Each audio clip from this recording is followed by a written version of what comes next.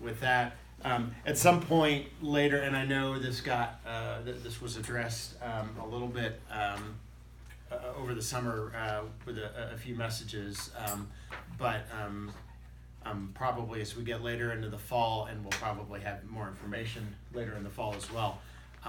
All I will say is that, I mean, nothing is definitive yet, but there is a very strong indication that this club is going to close at the end of February, if not sooner. But the lease is up at the end of February.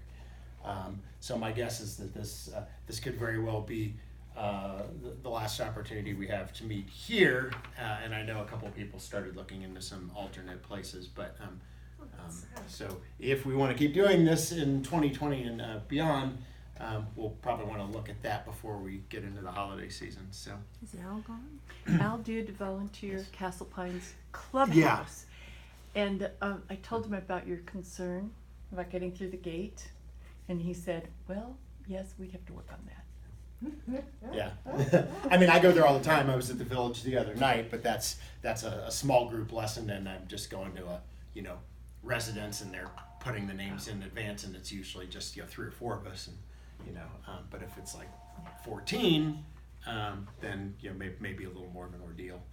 I can just sit there and say what's in there, but Al can just be at the gate. Al can just be at the gate saying yes, yes. Yeah. So we're going to start today a series, and really these first few weeks are going to be dedicated to dealing with your stronger hand types, and eventually some as part of this some progressions toward slam. Although not every strong opening is going to lead us toward a slam, but certainly it's going to be in the picture with some of those hands. And I want to try and tackle this from the standpoint of dealing with some things that are. I hope that this will be. Minimal from the side of review. I don't think I have to tell most of you, when to open 2 clubs. You can probably figure that out. But we do want to talk about some borderline situations, because I think one problem that I see repeatedly is people opening 2 clubs with hands that shouldn't be open 2 clubs. And what goes along with that, a little toward the end of the lecture, we do want to at least talk a little bit about the jump shift, because when you have an auction that involves a jump shift as the opener, yes, you have not made a forcing opening, because 2 clubs is your only forcing opening, but sometimes you have a really good hand that still shouldn't make a forcing opening, and your plan is to open it with a suit and then get caught up with your next bid. And a lot of people, I think, are reluctant to do that, because what if I open 1 club and my partner passes? And my comment to that is always, if your partner can't squeak out a response to 1 club, you probably don't have a game, let alone a slam. Plus, the opponents might get into the auction when you have a really distributional hand, and you are going to get another opportunity to bid with this hand.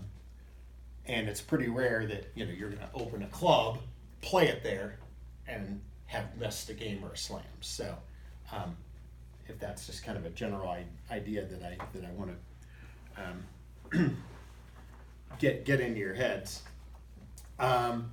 So one thing we do want to talk about is what's an appropriate 2 club opening from the standpoint of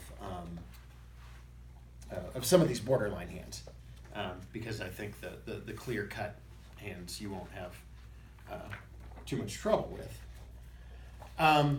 And remember also that when we do open 2 clubs, and this is our one in the standard American system, it's our one and only forcing opening. So this will be if you want to make sure you get a chance to bid again, you're going to have to open 2 clubs, which, contrary to some weird things that you may see on occasion, cannot be passed.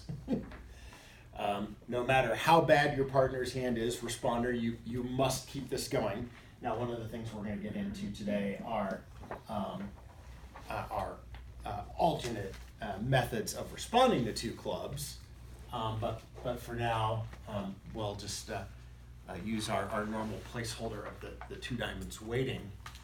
And then the other thing to keep in mind is that not only is the 2 club bid itself forcing, but we are not allowed to stop below 2 no trump, or in theory we could stop at 3 of a major. There was a hand that I played at Denver Metro a couple weeks ago, and I was, when I saw the results around the room, we could bet this was the last hand of the day we played. My partner opened 2 clubs and rebid 2 spades, and I had a very weak hand, but I had spade support. So I put her in 4 spades.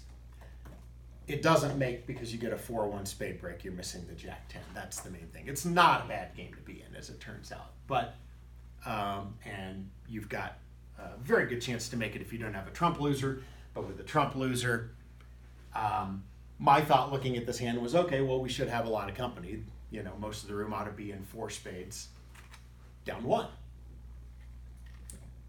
And we got a really bad result. And I looked at the results on this hand, and I saw a number of people playing a final contract of 2 spades. And I said, well, this is impossible. It's not impossible if my partner opens 1 spade, except she has 23 points. So who in the room's not gonna, 23 real, not distribution, 23 actual high card points. I'm like, how is everybody in the room not opening 2 clubs with this? And I surmised that what happened was that the auction went like this. That's unacceptable. But it worked out well for the people who did it a couple Fridays ago at Metro, because they made 2 spades. So they were plus 110 or plus 140 or whatever they were, you know, and I mean, it's just silly. I mean, this is a hand where the whole room should be in game, you know, going down, because it had no play. But that can't happen when we have 2 clubs. This pass is 100% unacceptable.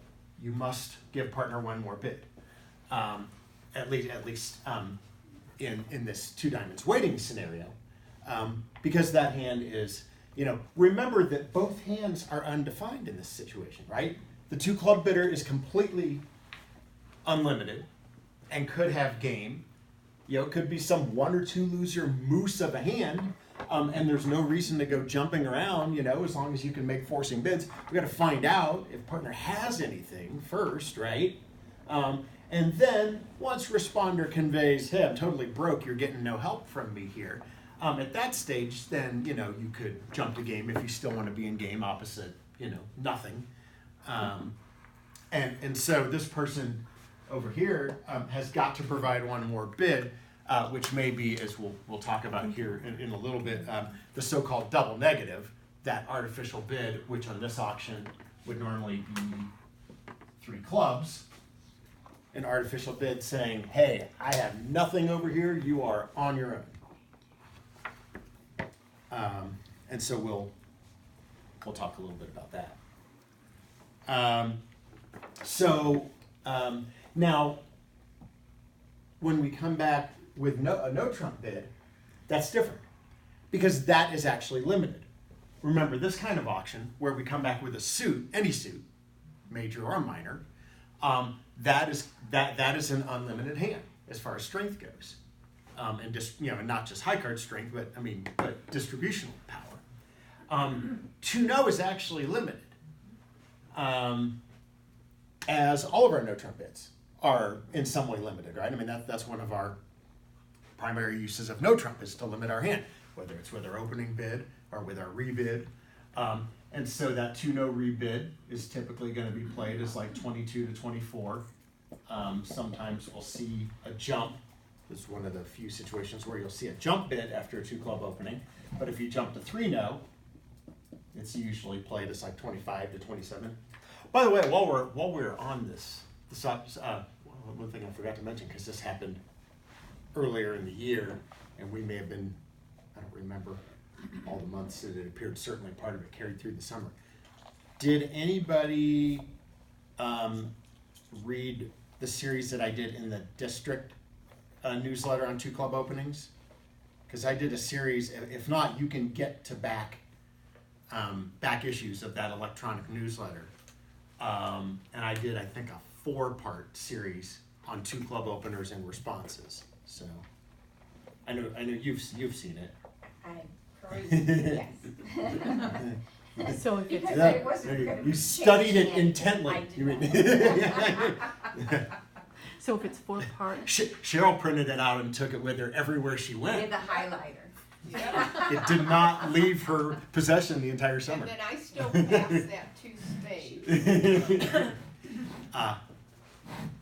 If if not, I it's, could, if it's 4 parts and it's every other month, does that mean it was 8 months? Wait a minute. yeah, that newsletter only comes out every other month. So that's what I think, and I just started a new series with the last one. So I think parts 1 and 2 must have been out in the spring. Parts 3 and 4 probably came out toward the summer, but we were done before the regional. We haven't met since mid-May. So yeah, I think parts 3 and 4. I will. I can get with everybody later or email you a link or whatever if you're not sure how to get to that.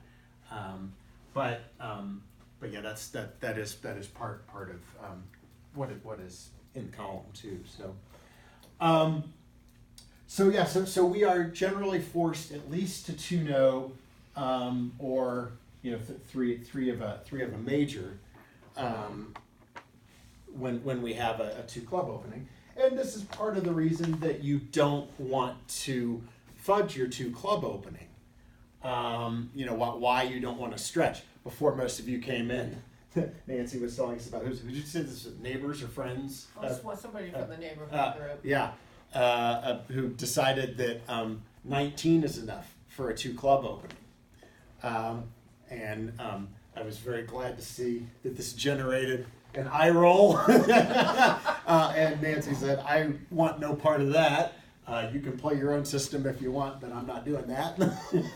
And I said, this is one of the problems, is that people do tend to stretch 2 club opening in places where they shouldn't. That said, it's not. There is a little bit of variability to what your 2 club opening. A 2 club opening can look many different ways. And so I usually give these criteria. You hear us talk about 22 points, 22 actual high card honor points for a 2 club opening. If your hand is balanced, you need that much, right? So if you're 5-3-3-2 or 4-3-3-3 or 4-4-3-2, all of our standard no trump shapes, you need that power.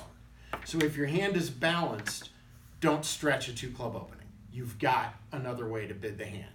If you're 18 or 19 balanced, you're opening a suit and then jumping to 2-no, right? If you're 20-21, you're just opening 2-no. You've got alternate bids. Those are not hard hands to show.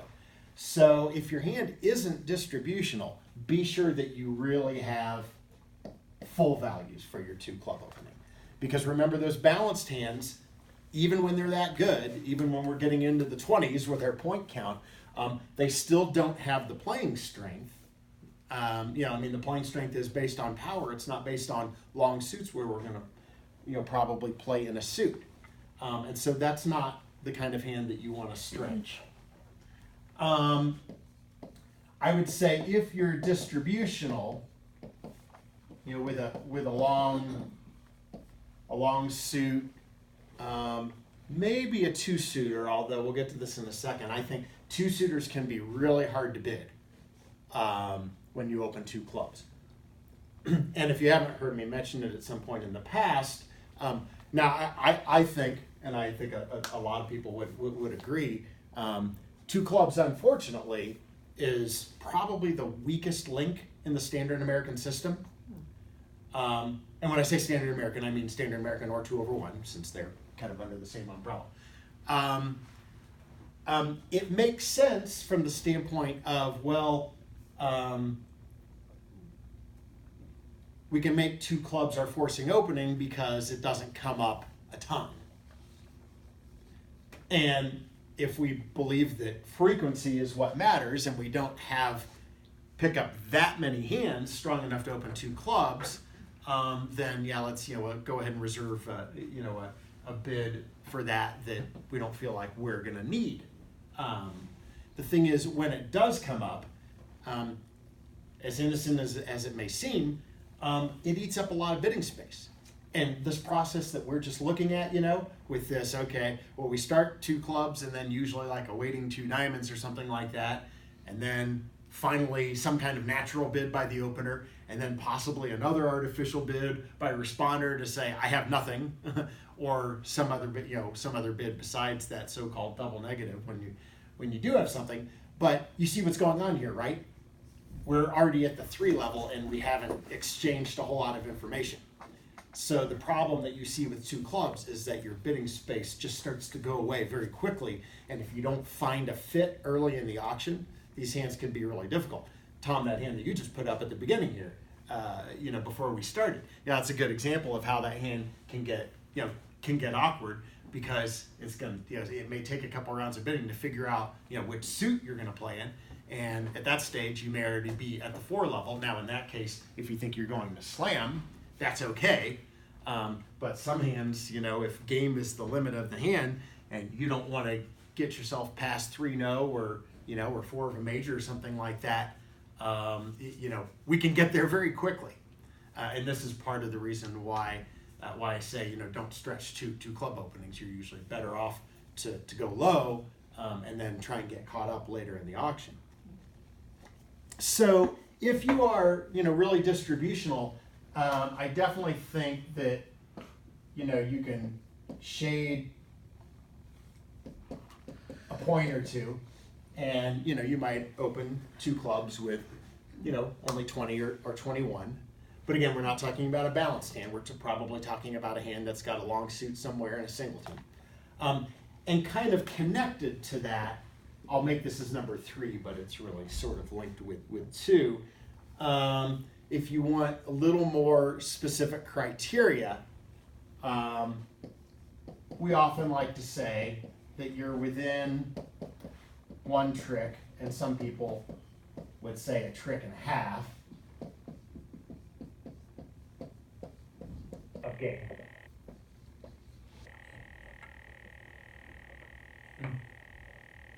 Now notice that there's a difference here to say, okay, you've got this distributional hand that's within a trick or a trick and a half of game, and then simply saying, well, we're going to open 2 clubs with 19 points. Well, yeah, depends on the 19 is what I would say.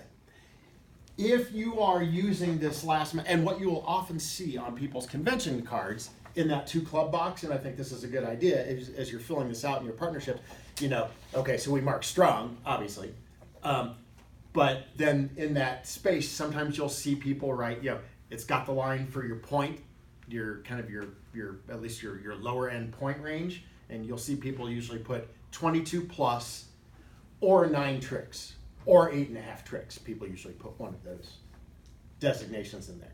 And all you're doing from the convention card standpoint is you're saying, hey, this is our partnership agreement. We have given ourselves license to open 2 clubs sometimes with less than 22 if we think the hand is worth it, and that's fine, and that is legal to do that. I don't remember the exact criteria, but in the last revision of the laws of the alert chart, the ACBL actually did finally start to put some restrictions on this, because sometimes people would open 2 clubs with hands that weren't even close to a 2 club opener, and there really didn't seem to be any consequences for it. And I'm talking about like in a tournament setting or something like that. I think it's a bad idea for partnership for you to be opening 2 clubs too light, because your partner's going to take you for a better hand. But sometimes it can create problems because the opponents also believe that you have a worthy 2 club opener, and it might talk them into not getting into the auction. And it is while psychs are generally legal, if you're opening 2 clubs with too light of a hand, this would constitute psyching a conventional call, which is illegal. So 2 clubs is not natural, right? It's an artificial bid. It's part of standard American, but because it's an artificial bid, it's considered a conventional call, and you are not permitted to psych a 2 club opener. So we want some boundaries on this, and I think this is, and I'll have to check and see what exactly, because I think they do actually give you a point threshold.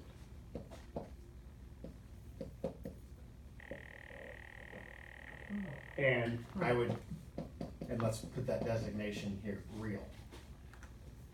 If you are bidding, if you have decided to open 2 clubs on a hand that is very distributional, and this would most likely come up when you have like a long, good major suit, like a really good 7 or 8 card spade suit or heart suit, because to be within 1 trick of game, if your suit is a minor, game is a level higher, right? So you need a better hand to be within a trick or trick and a half game in a minor. But in a major, we can construct a lot of hands that that don't have a lot of high card points that look like they still have 9 tricks. I would say make that your absolute lowest threshold. Don't open 2 clubs if you don't have at least 17 real. That should be the absolute floor. And no matter how much you love your hand, with your nice 7 or 8 card spade suit, if you have fewer than 17 points, you should probably just be opening 1 spade. I mean, in theory, you could open at the game level, but that would convey a weaker hand, right? Because like a 4 spade opening is going to be more preemptive. So you probably don't want to do that. People, I think, are reluctant to just open 1. They're like, oh, what if I play it here and I don't get to bid again, and I'm pretty close to game, But I think you're going to get a chance to bid again, whether a partner responds or whether an opponent gets involved. Because remember, when you have those distributional hands, you're probably not the only distributional hand at the table. And other people are going to be inclined to get into the auction and keep it going, whether it's your partner or an opponent, right? So I think that those are pretty good guidelines. Kurt, I have a question about the upper limit. If, let's say, for example, that the ace was hiding and you neglected to open a 23-point hand, 2 clubs. This actually happened. The director got called after the hand was played, and the complaint was she had more than 22 points and didn't open 2 clubs. I mean, was that you? Was No, that it you wasn't and I? me. That was If I hadn't been a director for the last 15 years, I would express marvel at that somebody would call the director for that, but I can't say that I'm really shocked. But no, look, you're always, I mean, especially if it was an accident, but even if it was intentional, it's their side that might not get to game or might not get to slam because they didn't bid 2 clubs with a hand that was worthy. That's not illegal. Yeah. It's extremely conservative that it's not legal, or it's not illegal, right? Okay. So as a director, you would say, no, there's nothing there. Yeah. As far as the law goes, there's absolutely nothing there. thank you. Yeah, and either way, I mean, in that case, it's a slight underbid, right? Because the hand is worth a 2 club opening, but that's not any more of a problem than a slight overbid of opening 2 clubs where maybe you shouldn't. So you're close. You're in the vicinity, right? We're not talking about a gross distortion of your hand. What did the director do? It was John, and he agreed with you. He said, first of all, the hand is over. They didn't bid slam. They didn't bid game. Why are you don't take my time?